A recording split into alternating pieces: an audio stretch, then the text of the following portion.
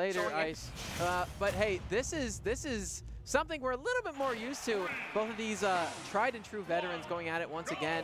And, you know, we've been seeing Beast opt for a counter pick against Bonk recently. It's been the Fox. This guy, tonight, he's going for the Squirtle. And he's doing okay. Yeah, it's the situation where you have a master of a certain gameplay style versus jack of all trades, master of none, where you can adapt super quickly just from a press of down B, but at the same time you don't hyper excel at a certain gameplay style to give your opponent constant pressure. Yeah, well, I mean that's just the gameplay of Pokemon specifically, Pokemon Trainer. But I think Beast, the couple of his really good attributes are his ability to edge guard, but safely do so, like not overextend ever, just put a lot of pressure on people without necessarily doing any attacks. And if he does attack, usually taking early stocks with his Charizard, and just he has an insane X Factor and comeback potential. Yeah, because I said that, you know, if Mercury's snowballing, nobody can keep up with him. Crank that up to 1,000,000 and you've got Beast. Because this dude goes for some dumb stuff out of nowhere. If he hits something crazy on you, you're like, what the heck's going on? And he's already to do 60% just like that. Yeah. And, you know, feeding off the X Factor is the environment as well. Like, he will pop off when Beast does something awesome, and he will feed off that. So it's like a double multiplier. No, he's very momentum-based in his gameplay, and it definitely shows against whoever he plays, especially the higher caliber of players who generally aren't used to, they're used to more optimal options. Beast just throws out sometimes whatever he feels like, and it works, and he can just chain that into something optimal. Right. But then on the other side, you do have Bonk, who is always in the talks of the best Meta Knight in the world, if not, you know, like... Oh, easily. I think he's easily the best. Yeah. I can't think of very many people who can consistently do what this guy does. Like this! Just able to swing it around any instant. You sleep on him, you're gone. Summer's almost over. It's time for you to go back home. Wake up, it's time for school. Oh, no. Out. No, he's fine. It's Meta Knight. I mean, still, I've seen a lot of unfortunate SEs and things in my time here in Bears. So anytime I see air dodge out, I'm like, oh my god. So I've only seen like one crucial mistake off stage from Bonk ever, and it was when his controller was malfunctioning. So the fact that it takes that for this guy to show a little bit of mistake off stage, this is very telling about how comfortable that man is in any position. And, you know, going back to the conversation, jack of all trades, master of none, does not apply to Bonk at all. Very much a specialist. Knows his character better than a lot of other people know their characters in this game at every level. And on top of that, he's Mr. Pro Guides. He knows so much about this game and about competition in general.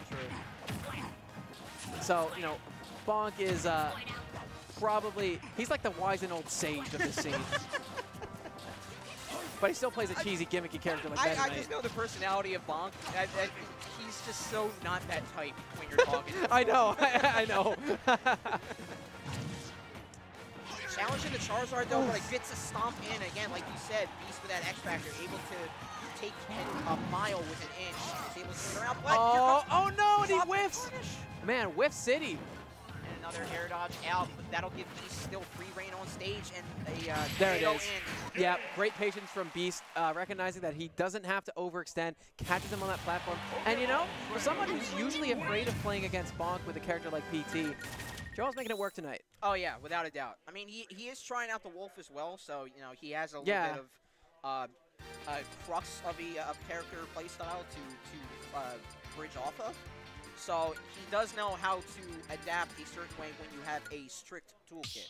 Yeah. And I mean, you can play the Pokemon with that strict toolset in mind, but if you lose a couple instances, you have to hop off that Pokemon because, you know, just weight class alone, that helps you survive a lot more the way that the Pokemon Trainer works. But you also got to take into consideration the fact that Pokemon Trainer, as a whole, very miserable disadvantage state, especially in the air, getting juggled. And that's something that Meta Knight can do better than any other character in this game. Oh yeah, I mean, Bonk on top of that, he's just on top of you. Meta Knight can traverse the entire air above the stage. And then you have someone so skilled as Bonk to know where he has to be, where the attack has to be. Oh yeah, that's it. When he went out too far, missed an attack, and yeah. He was looking for maybe a tech bounce off the stage, but he didn't get it because of the percentages didn't allow it. So still coming off with a stock. Great pressure from Bonk to make a statement so early on in this round. Oh no, and it's looking grim for our hero. A double 0 to death from our main man, Bonk. Hasn't been hit yet this game. Okay, finally breaks that, but yeah. Yeah, 32 seconds in to lose 2 stocks. It's going to be so disheartening. And I've heard Lyric a second ago, someone who has a lot of game knowledge as well, calling to Joel, asking, like yelling out, why did you take him here? We know this is the stage that Bonk loves. I've seen her, I've listened.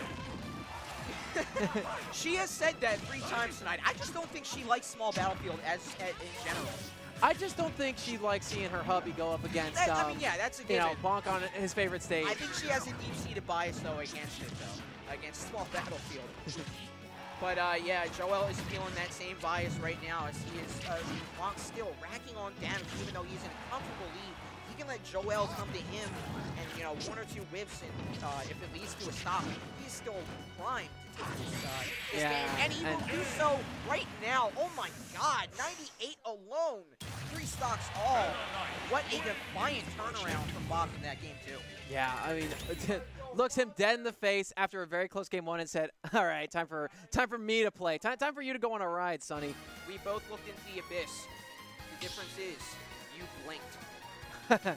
Bonk, yeah, as he said, just knows how to, I mean, much like Joel, he can take a swing around on stocks, whether it be by that X Factor feed or by the knowledge of the character and what you can do with the utilization of their toolkit.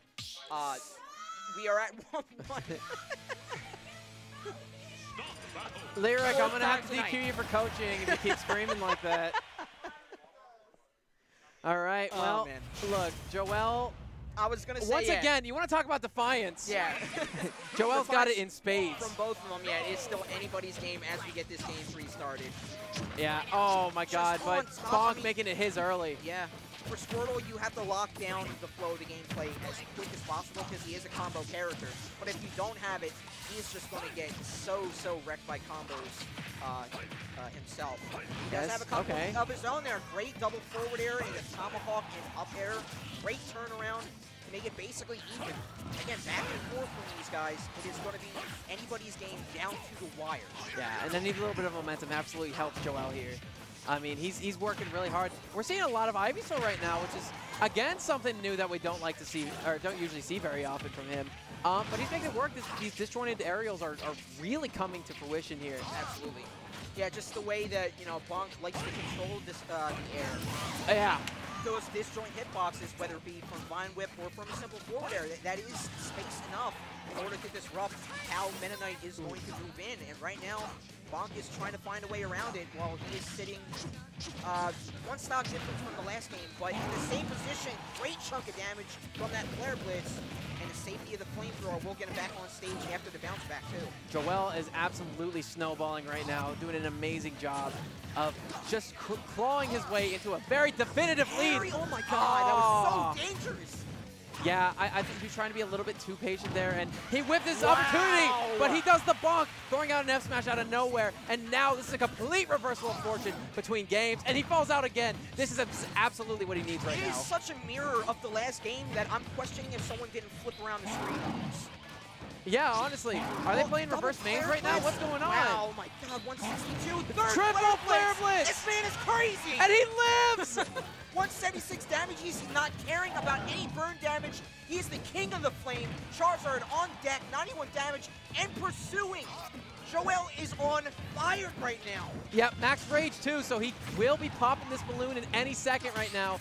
Oh, gets that parry, but nothing afterwards. Okay, and there it is, the up B. But this is a complete opposite of the situation we saw last game. I think the up smash was a little bit faster with that first swing of the wing with the amount of frames instead of the forward smash. So I do see why Joel went for it. But again, comfortable leads for game 2 and 3. Great DI from Bonk, though, to keep it into this game 3. There's that forward air, though. That will kill. Wow. Man, and Beast snapping a long losing streak he has against Bonk. 2-1, takes that set. He's going on to play Mercury in winners finals. What a swing. From round to round, that was one of the most insane turnarounds I've ever seen at Bears overall.